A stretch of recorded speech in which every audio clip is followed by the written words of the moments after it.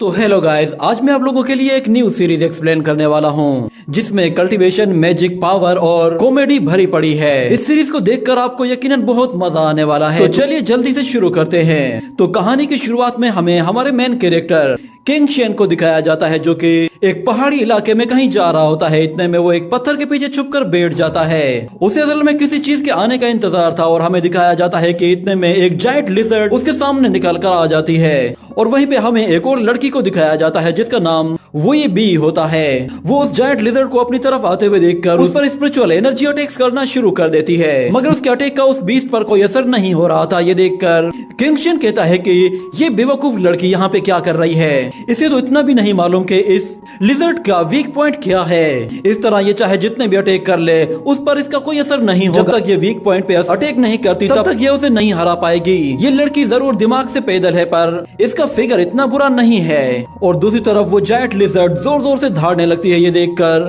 वो लड़की अपना पावरफुल अटैक करने के लिए एनर्जी जनरेट करना शुरू कर देती है और एक साथ बहुत सारी एनर्जी अटैक्स कर देती है, जिस पर किंग शेन कहता है कि कहीं ऐसा ना हो कि ये अपनी एनर्जी अटैक से इस लिजर्ड को हरा दे। अगर सच में ऐसा हो गया तो मेरी सारी मेहनत जाया हो जाएगी। मुझे कुछ ना कुछ तो सोचना ही होगा। ये कहने के बाद वो वहाँ मौजूद एक पत्थर को उठाता है और उसे सीधा उस लिजर्ड के सिर पे दे मारता है, जिसकी वजह से वो लिजर्ड सीधा ऊपर की तरफ पलट कर देखती है। और इतने में किंग शेन कहता है कि फाइनली इसकी गर्दन अब एक्सपोज हो गई है। फाइनली मेरा ये अटैक बिल्कुल सही निशाने पे जा लगा है। और फिर वो उस लड़की से कहता है कि जल्दी करो, तुम इस पे हमला क्यों नहीं कर रही। मगर वो लड़की किंग शेन की बातों को इग्नोर करके पानी पीने लगती है और फिर उस बीस्ट पे हमला करने के लिए एक पावरफुल स्पेल का इस्तेमाल करके सीधा उसकी गर्दन पे हमला करती है, जिसकी वजह से एक जोरदार धमाका होता है और वो बीस्ट चारों शाने चित हो जाता है। मगर इसके साथ साथ किंग शेन भी सीधा नीचे आ गिरता है, जिसकी वजह से उसके घुटने पे हल्की सी चोट लग जाती है। और हान वुई भी उसके पास आकर उससे कहती है कि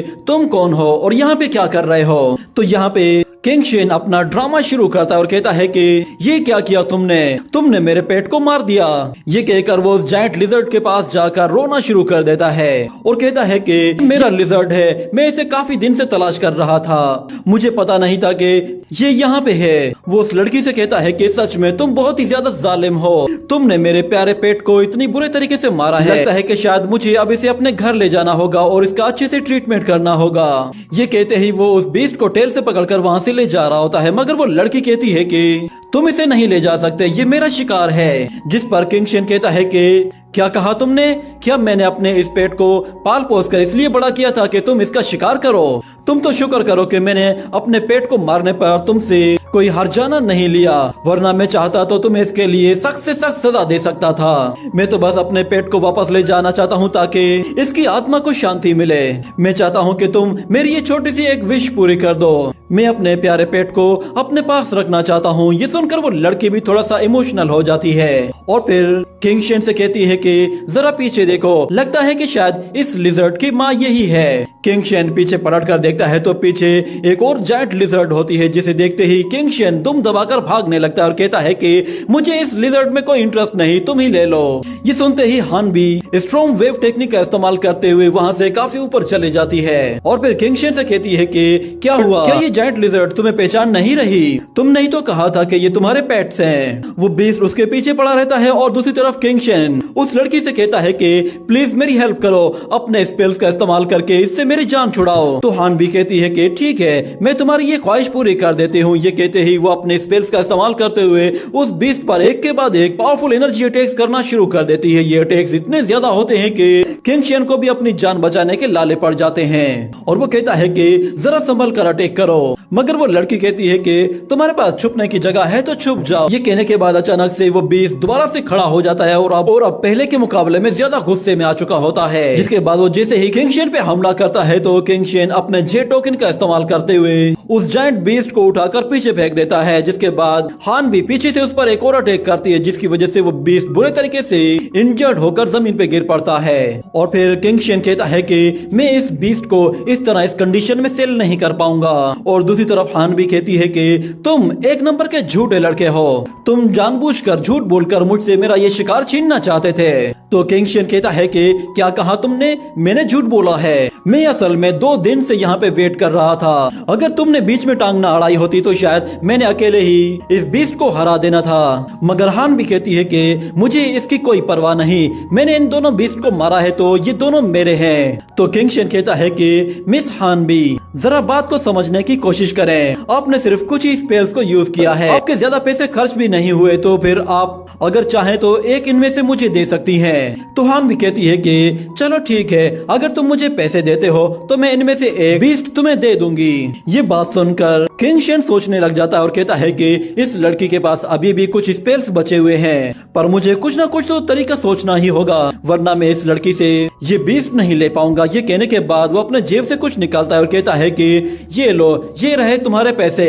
ये कहने के बाद वो अपनी हथेली पे हल्की सी रेत रखकर उसे दिखाता है, जिस पर हान भी कहती है कि इसमें ऐसा क्या खास है, ये तो मुझे रेत लग रही है। ये कहने की देर थी कि किंगशियन जोर से फूंक मारकर रेत उड़ाता है, जिसकी वजह से वो रेत उसकी आंखों में चली जाती है। और किंगशियन इतने में उस बीस्ट को उठाता है और कहता है कि इस बीस्ट के लिए तुम्हारा बहुत बहुत शुक्रिया, मैं तुम्हारा ये एहसान कभी भी नहीं भूलूंगा। ये कहते ही वो फौरन से वहाँ से निकल जाता है। मगर जैसे ही वो अपने घर में पहुंचता है तो वो जोर से चिल्लाने लगता है और कहता है कि मेरे सारे पैसे वो कहाँ चले गए? मैंने इतने लोगों के साथ फ्रॉड करके पैसे जमा किए थे और वो सारे चले गए।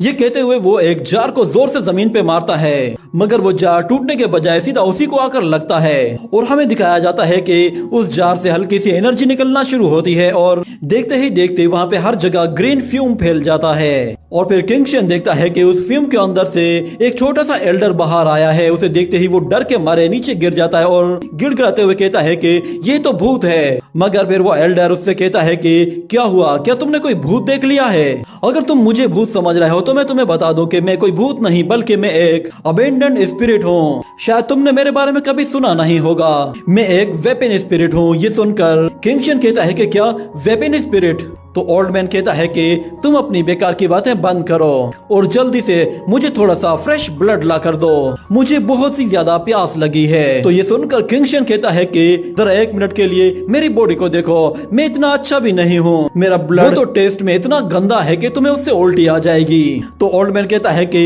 जरा 1 मिनट रुको, मैंने कब कहा कि मैं तुम्हारा ये गंदा सा खून पीना चाहता हूँ? मुझे तो सिर्फ और सिर्फ मॉन्स्टर्स का ब्लड चाहिए, खास तौर पर अगर कोई अर्थ फायर ड्रैगन मिल जाए तो उसका ब्लड पीकर मजा ही आ जाएगा।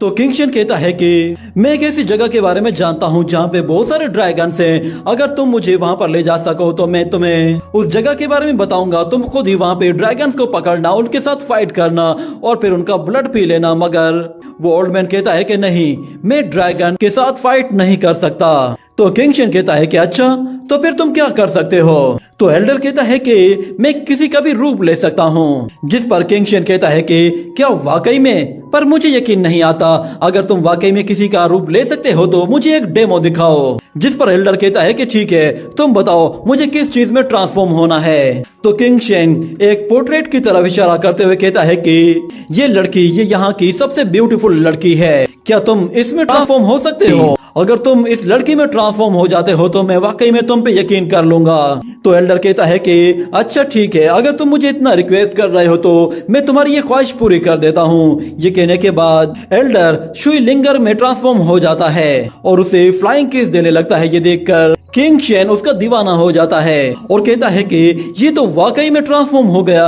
ये लड़की कितनी खूबसूरत है। किंगशियन जैसे उसकी तरफ हाथ आगे बढ़ाता है तो वो एल्डर कहता है कि जरा 1 मिनट रुको, क्या ऐसा करना अलाउड है? ये सुनते ही वो फौरन से होश में आ जाता है और कहता है कि ओल्ड मैन, तुमने जानबूझकर मेरे साथ ऐसा किया है, तुम सेम टू सेम उसके जैसे कॉपी नहीं हुए।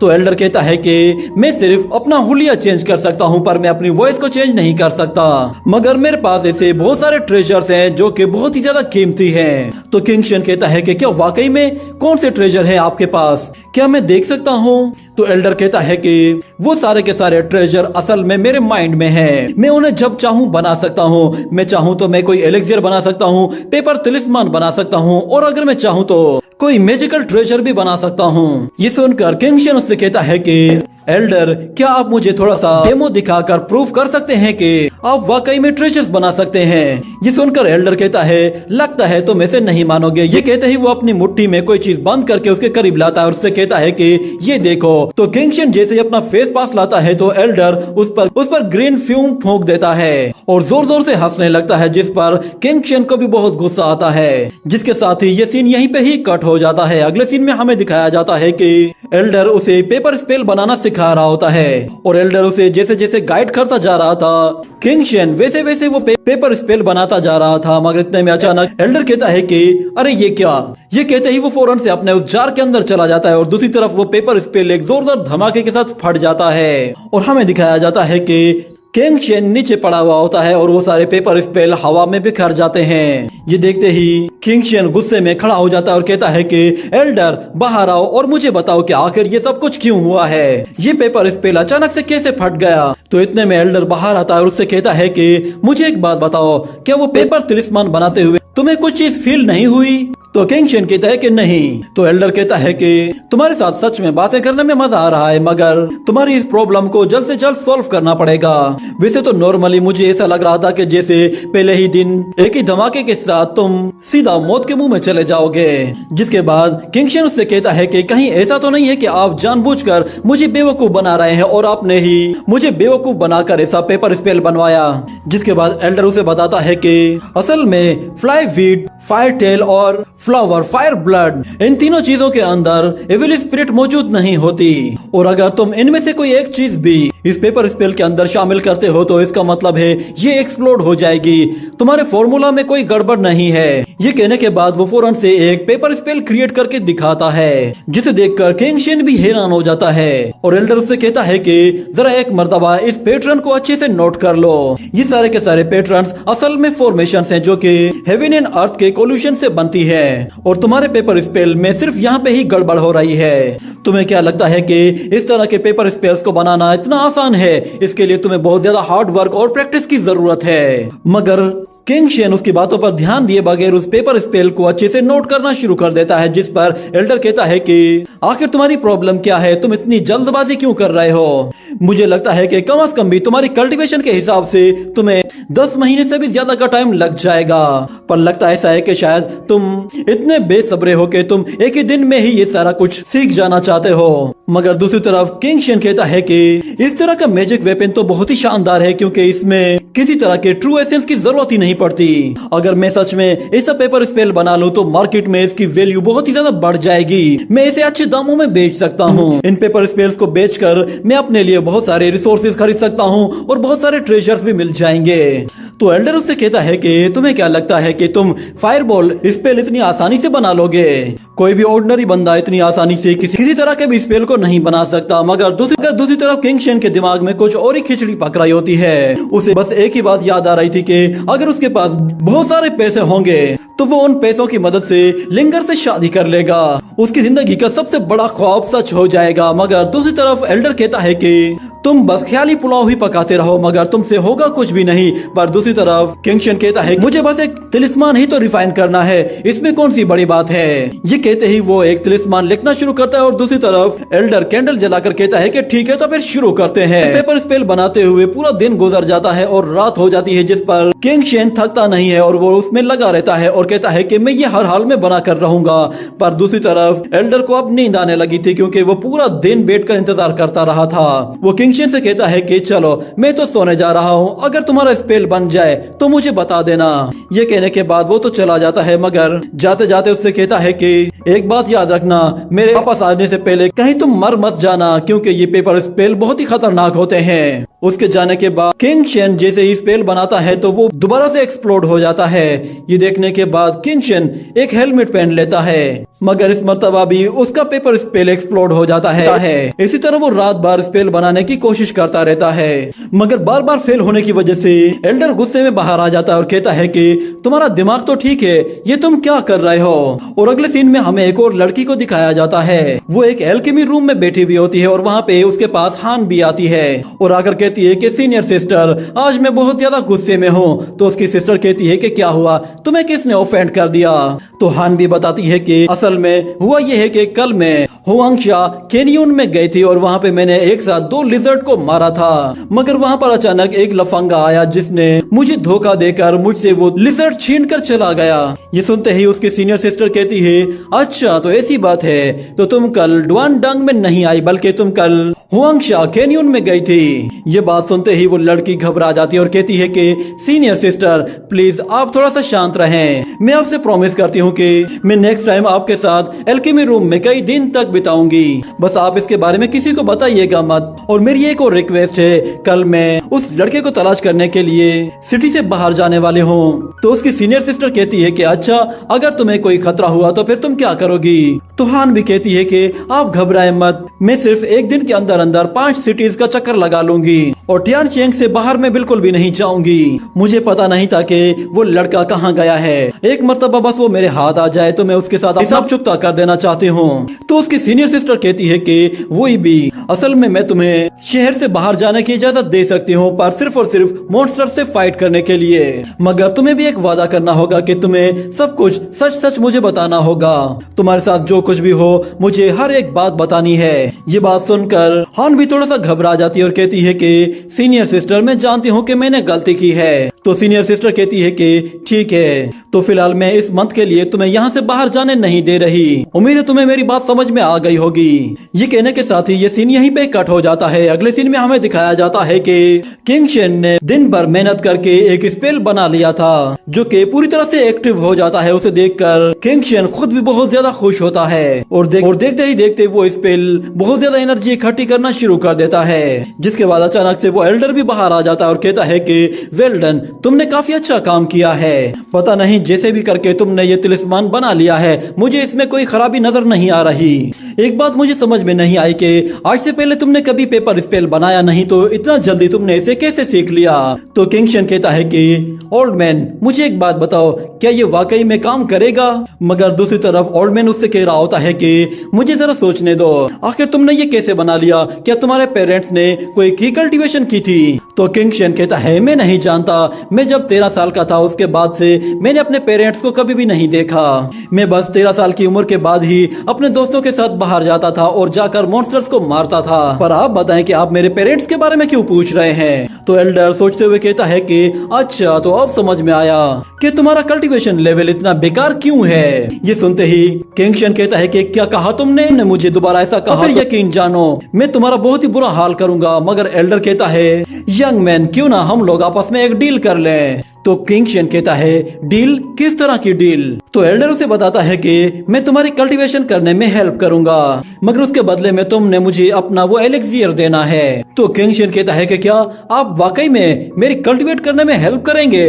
तो एल्डर कहता है कि हाँ मैं तुम्हें गोल्डन एलेक्सियर लेवल तक कल्टीवेट करने में हेल्प करूंगा, मगर तुम भी मेरे साथ वादा करो कि तुम एक न्यू बॉडी को रिफाइन करने में मेरी मदद करोगे।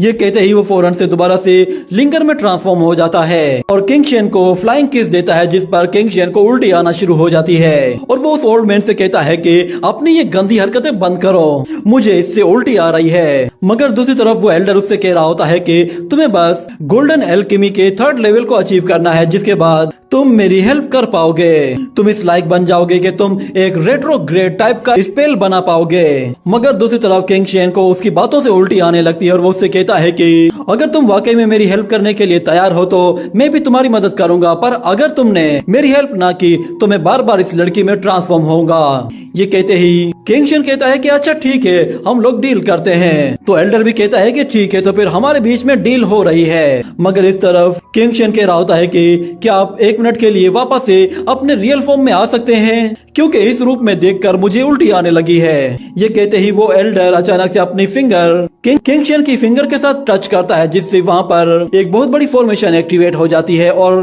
किंग शेन अपनी फिंगर पीछे हटाने की कोशिश करता है मगर नहीं हटा पाता। इतने में वो एल्डर वापस से अपने रियल फॉर्म में आ जाता है और कहता है कि ठीक है हमारी बीच डील हो गई। ये कहते ही वो वापस अपने जार के अंदर जाता है तो किंग शेन उस जार को उठाकर जोर से दीवार पे मारता है, मगर वो घूम फिर के वापस उसी को ही आके लगता है और फिर अगले सीन में हमें दिखाया जाता है उसी लड़की को, वो पानी में नहाने के बाद फौरन से बाहर आ जाती है। बाहर आने के बाद उसे हान भी कहीं नजर नहीं आती, तो वो कहती है कि ये लड़की सच में मेरी बात नहीं मानती। ऐसा लग रहा है कि जैसे वो दोबारा से उस लड़के को ढूंढने के लिए निकल गई है। और दूसरी तरफ हमें एल्डर को और किंग शेन को दिखाया जाता है, वो दोनों एक दूसरे को गुस्से से घूर रहे होते हैं। उनका गुस्सा बहुत ही ज्यादा बढ़ जाता है और फिर अचानक से वो गुस्सा रॉक पेपर सीजर गेम में ट्रांसफॉर्म हो जाता है और हमें दिखाया जाता है कि एल्डर किंग शेन से रॉक पेपर सीजर में जीत जाता है। मगर फिर अचानक से किंग शेन कहता है कि ये गेम तो मैं जीता हूँ, आप ये कैसी बातें कर रहे हैं। ये सुनकर एल्डर कहता है कि क्या कहा तुमने, क्या मैं नहीं जीता? पर मैं जानता हूँ ये रूल्स के हिसाब से बिल्कुल ठीक था, ये गेम तो मैं ही जीता हूँ। मगर किंग शेन कहता है आप काफी बूढ़े हो चुके हैं और आपकी सोच भी काफी आउटडेटेड हो चुकी है। अब नया जमाना है और नए रूल्स हैं। अब पेपर सीजर से ज्यादा ताकतवर हो चुका है। जिस पर एल्डर कहता है कि क्या वाकई में? तो किंग शेन कहता है कि हाँ, आजकल के कपड़े फोरेंसिक मेडिसिन के साथ बनाए जाते हैं। और दूसरी तरफ सीजर वो एक वेपन को रिप्रेजेंट करती है, मगर दूसरी तरफ फोरेंसिक किसी तरह के भी मैजिक वेपन को डिफेंड कर सकती है। इसलिए अब पेपर सीजर से ज्यादा बड़ा हो चुका है। मगर फिर एल्डर कहता है कि अच्छा तो फिर रॉक के बारे में बताओ। तो क्वान शेन कहता है कि रॉक असल में स्टोन है जो कि स्पिरिचुअल स्टोन को रिप्रेजेंट करता है और मैजिक वेपन उसे बहुत ही आसानी से डिस्ट्रॉय भी कर सकता है, जिसका मतलब साफ है कि फोरेंसिक पेपर दोनों से ज्यादा बेहतर है।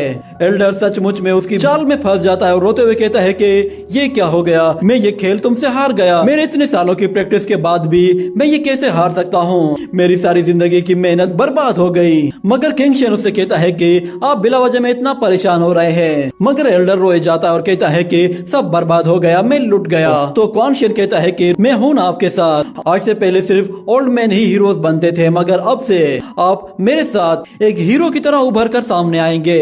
मगर फिर एल्डर कहता है कि ये बातें बंद करो और मुझे बताओ कि आखिर वो ड्रैगन ब्लड मुझे कब मिलेगा। मगर फिर किंग शेन उससे कहता है कि एल्डर, क्या आप मुझे गोल्डन एलेक्सियर रिफाइन करने में मदद नहीं करेंगे? और क्या आप मुझे एंशिएंट मॉन्क्स की तरह किसी गुफा में नहीं लेकर जाएंगे? ये कहने के बाद वो कहता है कि ये सब बाद में हो सकता है, पहले जरा खुद को थोड़ा सा अमीर बनाया जाए। मगर एल्डर कहता है कि तुम्हें क्या लगता है कि तुम एंशिएंट गुफा के अंदर इस छोटे से लेवल के साथ जा सकते हो? ऐसा तो सवाल ही पैदा नहीं होता। पहले तुम्हें अपना लेवल अपग्रेड करना होगा, क्योंकि तुम्हारे जैसे नौसिखिए जब भी एंशिएंट गुफा के अंदर जाते हैं तो अपने पैरों पर सही सलामत है, मगर वापस अपने पैरों पर नहीं आ पाते। और तुमने तो बस अभी सिर्फ और सिर्फ 1 या 2 पेपर स्पेल ही बनाए हैं जो कि तुमसे जाने अनजाने में बन गए हैं। और मुझे लगता है कि शायद ये भी बहुत जल्द तुमसे कोई ना कोई छीन लेगा। अगर कोई तुमसे फाइट करने के लिए आता है तो मुझे बताओ कि क्या तुम उसे हरा पाओगे? तो किंग शेन कहता है कि आप ही बताएं फिर मैं वहाँ पे कब जा पाऊंगा? मैं सच में कल्टीवेट करना चाहता हूँ। तो एल्डर कहता है कि तुम एंशिएंट गुफा के बारे में सिर्फ तभी सोचना जब तुम माउंटेन एंड सी रियलम को अचीव कर लो। तो किंग शेन कहता है मेरी करंट कल्टीवेशन स्पीड के हिसाब से मुझे कई साल लग जाएंगे सी रियलम तक पहुंचने में। तो एल्डर कहता है कि तुम घबराओ मत, पहले तुम्हारी कल्टीवेशन स्लो थी क्योंकि तुम्हें गाइड करने वाला कोई नहीं था, पर अब मैं तुम्हें गाइड करूंगा। इस तरह तुम्हारा कल्टीवेशन लेवल बहुत ही तेजी के साथ अपग्रेड होना शुरू हो जाएगा। मगर दूसरी तरफ किंग शेन कहता है कि कल्टीवेशन लेवल अपग्रेड करने के लिए मुझे बहुत सारे रिसोर्सेज की जरूरत है जो कि बहुत ही ज्यादा महंगे हैं, और वैसे भी सब लोग यही समझते हैं कि मैं एक यूजलेस हूँ। तो एल्डर उसकी बातें सुनता है और फिर सोचते हुए कहता है कि ठीक है, मेरे पास तुम्हारे लिए एक अच्छा सा ऑप्शन है। ये कहने के बाद अगले सीन में हमें दिखाया जाता है कि किंग शेन एक मार्केट में जाता है और कहता है कि मुझे सबसे फेमस स्टोर में जाना है जहाँ पे जाकर मुझे सिर्फ कुछ स्पेयर्स को बेचना है। अगर मेरे कुछ स्पेयर्स बिक गए तो मुझे अच्छे खासे पैसे मिल जाएंगे जिनसे मैं अपने रिसोर्सेज को भी खरीद सकता हूँ। ये कहने के बाद वो एक ट्रेजर पवेलियन में जाता है। तो ट्रेजर मास्टर उसे देखते ही कहता है कि अरे ब्रदर, क्या तुम यहाँ पे कोई चीज खरीदने के लिए आए हो? मुझे पता चला है कि तुमने हाल ही में कुछ मॉन्स्टर्स के साथ फाइट करने की कोशिश की थी, पर तुम उसमें फेल हो गए थे। क्या तुम इस मर्तबा कोई खास ट्रेजर लेने के लिए आए हो? अगर तुम्हें कोई खास ट्रेजर चाहिए तो उसके लिए तुम्हें ज्यादा पैसे देने होंगे। तो किंग शेन कहता है कि चलो ओल्ड मैन, मेरे साथ इतनी ज्यादा बातें मत करो, मुझे किंग हु डान की एक बोतल चाहिए। ये कहने के बाद पवेलियन मास्टर उसके सामने एक बोतल लाकर रख देता है, जिसके बाद वो किंग शेन से कहता है कि तुम्हारा सामान तुम्हारे सामने है, तुम चाहो तो इसे एक मर्तबा टेस्ट कर सकते हो। मगर किंगशन कहता है कि नहीं, मुझे आप पे भरोसा है, बस आप मुझे ये बताएं कि इनके कुल मिलाकर कितने पैसे बनेंगे। तो पवेलियन मास्टर कहता है क्योंकि तुम मेरे पक्के ग्राहक हो तो इसलिए मैं तुम्हें 12% डिस्काउंट दूंगा। तो दूसरी तरफ किंगशन वो 3 स्पेल्स बाहर निकालता है और कहता है कि क्या ये इस बोतल के लिए काफी हैं? तो वो मास्टर कहता है कि जरा मुझे देखने दो। मगर किंगशन उन स्पेल्स को दूर हटाते हुए कहता है कि पहले मुझे ये बताओ कि क्या तुम इन 3 पेपर्स के साथ डील करोगे या नहीं। तो मास्टर कहता है कि हाँ, मार्केट प्लेस के हिसाब से इनकी कीमत काफी अच्छी है, मैं इनके साथ डील जरूर करूंगा। पर ये पेपर स्पेल मुझे कुछ अजीब से लग रहे हैं, कहीं तुम मुझे फिर से कोई चूना तो नहीं लगा रहे। तो किंगशन कहता है कि ये पेपर असली है या नकली, चलो फिर इन्हें आजमा कर देखते हैं। ये कहने के बाद वो उसे एक रूम के अंदर ले आता है जहाँ पर कुछ स्टेचूज पड़े हुए होते हैं। और फिर इतने में किंगशन अपना एक पेपर स्पेल निकालकर उसे गोल गोल घुमाते हुए सीधा उन स्टेचूज की तरफ थ्रो करता है। तो हम देखते हैं कि वो पेपर स्पेल जैसे ही उन स्टेचूज से टकराता है तो वहाँ पर एक जोरदार धमाका होता है। इस धमाके से वहाँ पे हर तरफ धूल मट्टी उड़ने लगती है और वो स्टेचूज पूरी तरह से डिस्ट्रॉय हो चुके होते हैं। और पवेलियन मास्टर कहता है ये चीज तो लाजवाब है। जिसके बाद अगले सीन में हम देखते हैं वो मास्टर किंगशन से कह रहा होता है कि नेक्स्ट टाइम अगर तुम्हारे पास कोई ऐसी अच्छी चीज हो तो वो भी मेरे पास ले आना, मैं तुम्हें उसकी भी अच्छी कीमत दूंगा। मगर फिर दूसरी तरफ किंगशन उससे कहता है कि ठीक है, मैं समझ गया, पर मुझे एक बात पूछनी है, तो मुझे ये बता सकते हो कि मुझे टाइगर ग्रास कहाँ मिलेगी। ये कहने के बाद ये सीन यहीं पे कट हो जाता है। अगले सीन में हम देखते हैं कि वो मास्टर उन स्पेल्स को देखते हुए कहता है कि इन पेपर स्पेल्स की क्वालिटी सच में लाजवाब है। मैंने उस एक बोतल के बदले में उससे इतने सारे पेपर स्पेल्स ले लिए, सच में आज तो मेरी लॉटरी निकल आई है। ये कहने के बाद अचानक से वहाँ पे हान भी आती है और उससे आकर कहती है कि कुछ देर पहले यहाँ पर एक यंग लड़का आया था, वो इस वक्त कहाँ है, क्या तुम्हें उसके बारे में कुछ पता है। और अगले सीन में हमें दिखाया जाता है कि ओल्ड मैन किंगशन से कह रहा होता है कि तुम इतने बेवकूफ कैसे हो सकते हो, तुम्हें लगा कि शायद इस टाइगर ग्रास से तुम मॉन्स्टर्स को इस तरफ अट्रैक्ट कर लोगे। तो किंगशन कहता है मैंने सोचा नहीं था कि वो मोटा मुझे बेवकूफ बनाएगा। वो लोग वहाँ पर आग जलाकर मॉन्स्टर्स को अपनी तरफ अट्रैक्ट करना चाहते थे, मगर इतने में अचानक वहाँ पर हमें एक छोटा सा स्कॉर्पियो दिखाई देता है जो कि उन लोगों की तरफ आहिस्ता आहिस्ता आगे बढ़ रहा होता है। इतने में अचानक किंगशन उस पर हमला करके उसे मार देता है। फिर अचानक वहाँ पर कुछ और स्कॉर्पियो आना शुरू होते हैं तो किंगशन एक एक करके उन पे एनर्जी अटैक्स करना शुरू कर देता है और एक साथ बहुत सारे स्कॉर्पियोज को मार देता है। मगर वो देखता है कि जितने स्कॉर्पियोज उसने मारे थे उससे डबल तादाद में और भी वहाँ पे आ गए थे। उन्हें मारकर वो कहता है कि फाइनली अब मैं बहुत ज्यादा अमीर हो जाऊंगा। मगर एल्डर कहता है कि ये काफी नहीं है, जरा सामने देखो। वो सामने देखता है तो वहाँ पर ढेर सारे स्कॉर्पियोज आ चुके होते हैं और दूसरी तरफ हम लोग हान बी को देखते हैं, वो जंगल में अकेली उसे ढूंढ रही होती है और कहती है कि मुझे आधा दिन गुजर गया है उस लड़के को ढूंढते ढूंढते, मगर वो कहीं भी दिखाई क्यों नहीं दे रहा, कहीं उस मोटे पवेलियन मास्टर ने मुझे बेवकूफ तो नहीं बनाया। इतने में अचानक उसके सामने एक लड़का आ जाता है जिसे देखते ही हान भी थोड़ा सा घबरा जाती है और कहती है कि कौन हो तुम।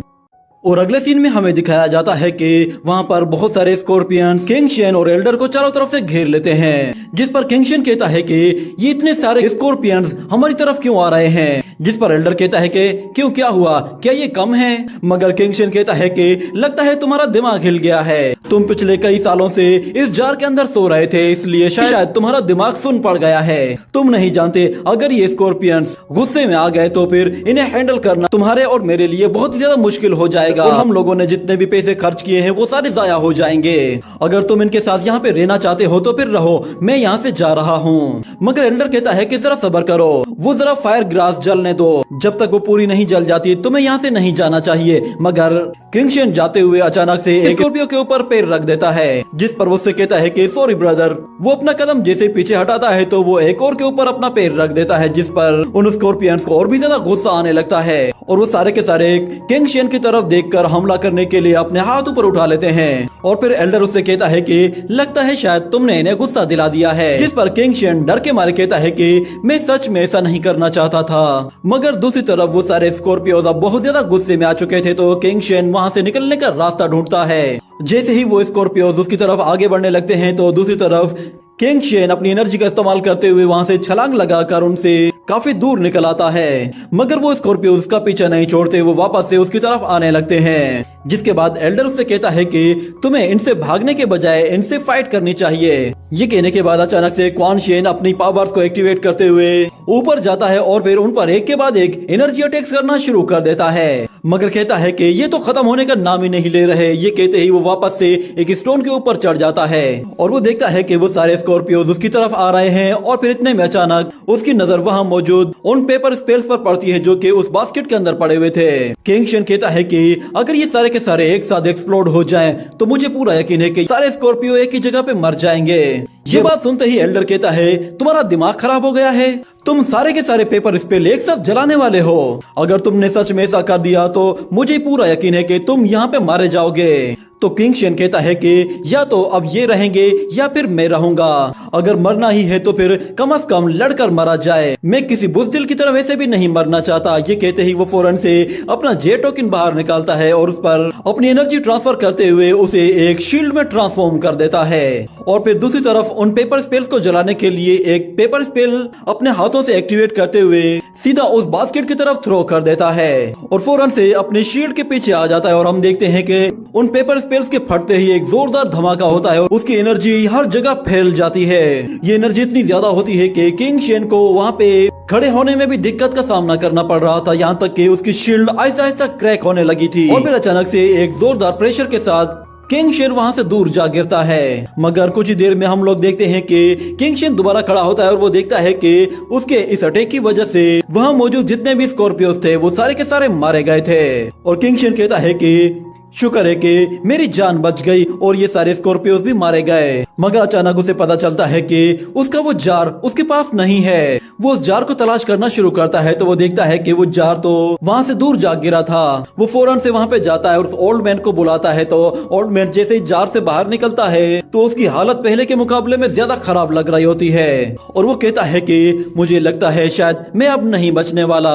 जिस पर किंग शेन कहता है कि आपको हुआ क्या है, आप ऐसी बातें क्यों कर रहे हैं, और वैसे भी आप तो एक स्पिरिट है तो आप कैसे मर सकते हैं। मगर ओल्ड मैन उससे कुछ कहने की कोशिश करता है मगर उसके मुंह से आवाज ही नहीं निकल पाती। जिस पर किंग शेन कहता है कि जरा जोर से बोलो, मुझे तुम्हारी कोई आवाज नहीं सुनाई दे रही। तो वो ओल्ड मैन दोबारा से उससे बात करने की कोशिश करता है मगर वो बहुत ज्यादा वीक पड़ चुका होता है जिसकी वजह से अब वो बोल भी नहीं पा रहा था। ये देखते ही किंग शेन फौरन से एक स्कॉर्पियो को उठाता है और उस पे हल्का सा कट लगाकर उसका ब्लड उसके ऊपर डालता है, जिसकी वजह से ओल्ड मैन में दोबारा से एनर्जी आने लगती है और वो थोड़ी सी बात करने लगता है और कहता है कि मैं बहुत ज्यादा वीक हो चुका हूँ, इस ब्लड को वापस से मेरे जार के अंदर डाल दो। तो किंग शेन उस ब्लड को उसके जार के अंदर डालता है और अगले सीन में हमें दिखाया जाता है कि किंग शेन कुछ स्पेल्स को गिन रहा होता है और कहता है कि मेरे पास 30 से भी ज्यादा स्पेल्स हैं। तो ओल्ड मैन कहता है कि आप गिनना बंद भी करो, तुम ये तीसरी मर्तबा गिन रहे हो। मगर किंग शेन कहता है कि मैंने काफी लंबे टाइम तक इन्हें प्रैक्टिस किया है, पता नहीं अब मुझे इन सारे पेपर स्पेल्स के बदले में कितने स्टोन्स मिलेंगे। मगर फिर इतने में एल्डर से कहता है कि मुझे लगता है कि शायद तुम्हें इस तरह खुलेआम पेपर स्पेल सेल नहीं करने चाहिए। मगर फिर किंग शेन कहता है कि आखिर ऐसा क्यों, मैंने ये पेपर स्पेल इसीलिए तो बनाए हैं ताकि मैं इन्हें सेल कर सकूं।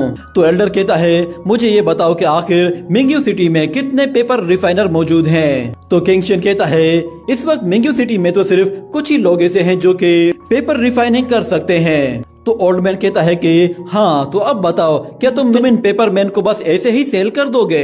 इन पेपर्स को इतना ज्यादा डीप वैल्यू मत करो, अगर तुम इन्हें यूं ही खुलेआम बेचते रहे तो मुझे शक है कि सबको तुम्हारे बारे में पता चल जाएगा।